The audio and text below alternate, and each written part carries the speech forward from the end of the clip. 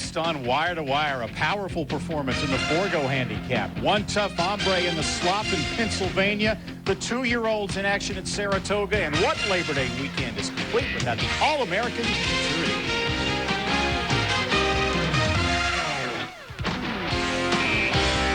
Long John Silver's Wire to Wire, presented by Citgo. And there is a look at lovely Saratoga Racecourse. It was closing weekend at Saratoga.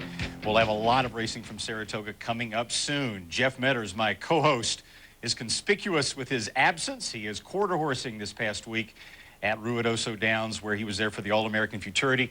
More on that later, but the 2-year-old thoroughbreds were also in action from coast to coast this weekend, and that's how we will kick off our first of 2 final furlongs segments, starting at Saratoga for Saturday's 99th Hopeful Stakes. Many bettors were hopeful that Chapel Royal would win again. After all, he was the 3-5 favorite, undefeated and untested in 3 starts. The other big name was Birdstone, but here's a hint. Watch for the gray. They're coming down to the finish, and here comes Silver Wagon. Silver Wagon has taken the lead. He's taken the lead, and he's pulling away from Chapel Royal and all the rest. Silver Wagon under the line, wins by 4 wide lengths again. Silver Wagon and Jerry Bailey in a $27 stunner over Chapel Royal. Birdstone 4th. On this day, Silver Wagon simply the best horse. The son of Wagon Limit, owned by Mahmoud Fustak. And how about this post-race quote from winning trainer Ralph Zadie? I don't want to go to the Breeders' Cup Juvenile. Zadie wants the focus for Silver Wagon to be next year's Triple Crown. If Silver Wagon runs again this year, it'll be in December. Also at Saratoga, Friday Spinaway for 2-year-old fillies in Grade 1. Todd Pletcher lost the hopeful with Chapel Royal, but in front here is Ashado, also trained by Pletcher.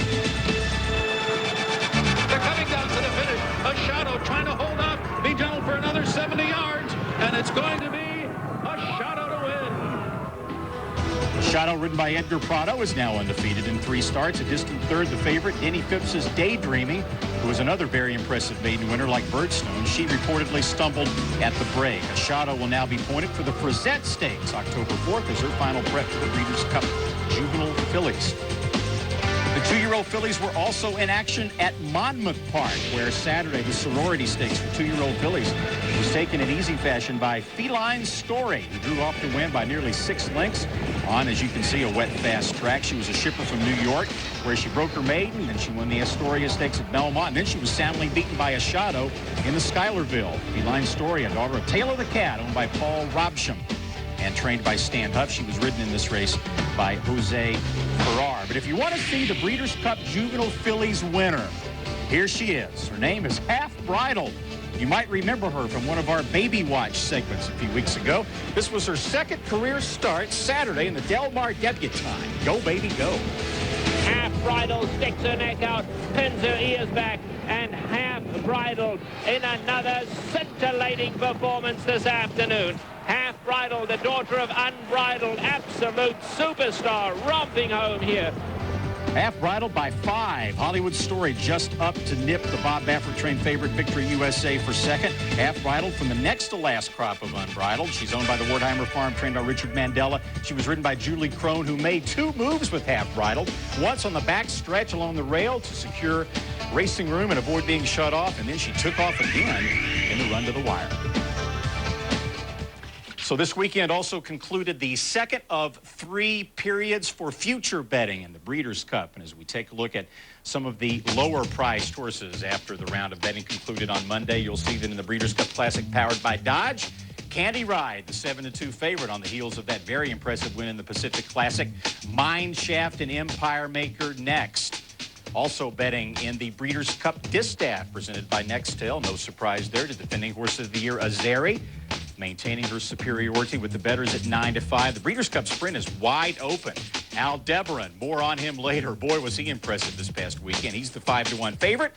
Then the John Deere Turf, High Chaparral, racing in Europe and storming home, the co-favorites at 6-1. We're not even beginning to get finished with Wire to Wire. A whole lot left, including more quarter horses, more final furlongs, and 2 races of the week. Stay with us.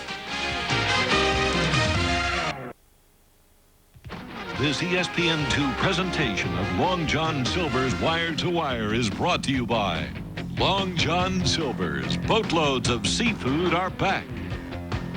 Citgo, we know you. The American Quarter Horse Association. Let freedom ride. Over 18,000 people at Ruidoso Downs on Labor Day for the big day of racing there, and one person in a coat and tie. Our Jeff Metters, who brings us this report on some of the other big quarter horse races this week. Well, the studio can be a little confining, so I thought I'd get some fresh air and take in the All-American Futurity. It's a Labor Day tradition here at Ruidoso Downs in the mountains of south central New Mexico. The All-American is the richest race in the American quarter horse industry, and like the Kentucky Derby, it's a kingmaker. But we're going to keep you in suspense for a while we take care of some other business. Like the American Airlines California Challenge, the 2-year-olds trying to get a piece of the MBNA America Racing Challenge Series. The winner gets to come right back here to Los Al on November 1st to run in the American Airlines Challenge Championship. And away they go. And Corona Click came out running strongly. Metallic Lion. Willie Works also broke well tonight. Here comes Willie Works and Cuervo Max. In fact, Willie Works is now raging with run to the extreme outside as Corona Click and Metallic Lion. But it's Willie Works and Rodrigo Aceves annihilating the field in the California Juvenile Challenge. This race was a grade 3. Willie Works wins by 3/4 of the length and pays quite nicely. He's trained by Blaine Schwanevelt and sticks a 96 speed index on the board. AQHA champion trainer Paul Jones finished second with Metallic Lion. Also at Los Alamitos, the grade 1 Go Man Go handicap. All eyes were on who's leaving who, the reigning co-world champion, but this was upset city all the way across the board. And away they go in the Go Man Go handicap, and who's leaving who, and Dashing Nude. Dashing Nude came out running powerfully to the extreme outside. Catch Me Your Dreams is also right there. On the far outside comes taking on Spoonman. That's taking on Spoonman on the far outside, down along the inside, trying to come on as well as Chick's First Policy, but it's taken on Spoonman. Ramon Sanchez are going to score a huge upset here. Who's leaving who was never a factor. Long shot winner taken on Spoonman, holds off 2 other long shots by a neck. He paid $77 on a winning ticket. The exacta was worth $570, while the trifecta, a year's salary, $20,008.50. The Go Man Go, just another disappointment in what's been an up and down year for Who's Leaving Who. His trainer, Paul Jones, is out here for the All-American. He said Who's Leaving Who was just flat.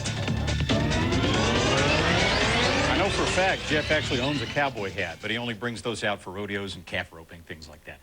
More quarter horses later. Back to thoroughbreds now for the second edition of Final Furlongs, and we'll kick off Final Furlongs with 2 races from Del Mar. And for those who like train wrecks, Kim Loves Bucky and jockey Pat Valenzuela were wiped out at the top of the stretch in Sunday's Del Mar handicap. But the race actually turned out to be a really good one. That's Julie Crone in front on Continental Red. Irish Warrior chasing. Continuously, Continental Red, Irish Warrior continuously closing ground on the inside. Irish Warrior, Continental Red going to hit the wire together. Irish Warrior a nose to Continental Red. Julie almost got another one, but Irish Warrior got up to win it under Alex Solis for his first stakes victory, a 1 3/8 on the turf. This one was. Irish Warrior paid $8.20. He's trained and co-owned by Wally DeLassy, who's had an excellent last couple of weeks. DeLassy saddled Travers Stakes winner 10 Most Wanted last Saturday, 2 Saturdays ago, actually. Another horse he has a part ownership interest in. We don't want to confuse you, but also at Del Mar on Labor Day Monday, the Del Mar Breeders' Cup handicap. A mile race on the dirt, some familiar names in there. 6-5 favorite Captain Squire faded into oblivion, but you might recognize the name of the horse in front. Joey Franco opening up 2. Reva's Gold coming on tenaciously on the outside. Joey Franco, Reva's Gold. Joey Franco will win it. Joey Franco takes the Del Mar Breeders' Cup handicap. 4-year-old Calbred Joey Franco has now made over $600,000. This was his 4th stakes win in his last 5 starts. Joey Franco, bred and still owned by Jerry Frankel, trained by Darrell Biena, ridden by Pat Valenzuela, who now leads Julie Crone 44 wins to 36 in the Del Mar Jockey Derby. That meet ends Wednesday, September the 10th. Meanwhile, the 2003 Saratoga meet is now over. The final day of racing at Saratoga was Monday, and this was the feature, the Saranac handicap at a 1 3/16 on the turf. Only appropriate that the winner of the Saranac was ridden by John Velasquez, who, like Todd Pletcher, had a record-setting Saratoga. That's Velasquez on Shoal Water, pulling away from Urban King to win the Saranac by 2 1/4 lengths. Shoal Water, owned by Samsung Farm, trained by Mark Frostad, and chased Canadian Triple Crown winner Wando in all 3 legs of that series. Also in the mile division, the Miami Mile Breeders' Cup handicap at Calder Monday. Washed off the turf to the dirt, wire-to-wire winner, Tour of the Cat. Downs. The race still had a 10-horse field. It was a good race. Odds-on favorite Super Blitz finished fourth. Tour of the Cat, ridden by Abad Cabasa Jr., a 5-year-old gelding. Took another stakes at Calder. That's the 6th stakes win at Calder in his career. To Arlington Park Monday for the Arlington Matron Handicap. Mile and an 8 fillies and mares. The horse in front, Take Charge Lady, was expected to win. She was the 3-10 favorite, and as you can see, she didn't disappoint. But inside the final 16th, the class of the field, here's Take Charge Lady. A good pat there from Shane Sellers, and well-deserved too. Take Charge Lady won as Shane Sellers pleased. Take Charge Lady's final margin, 10.5 lengths over a totally overmatched Lincoln Heath, who won this race last year. This was actually Take Charge Lady's first stakes win of the year because she's been chasing horses like Azeri and Sightseek and Wild Spirit, second to those 3 horses. Trainer Kenny McPeak, though, says we're going to be in the thick of it with her for the Breeders' Cup Distaff this year. He's looking forward to a rematch with Azeri. We know that Herman Darway owns a computer and has an internet connection because he won last week's Digiturf Pick 6 Challenge, Week 3. You can play for $600 yourself. Just log on to ESPN.com and click on horse racing. Coming up soon, we've been talking about it. We'll bring you the Monday's running of the All-American Futurity from Ruidoso Downs. And great stakes. A lot coming up at Belmont Park next weekend.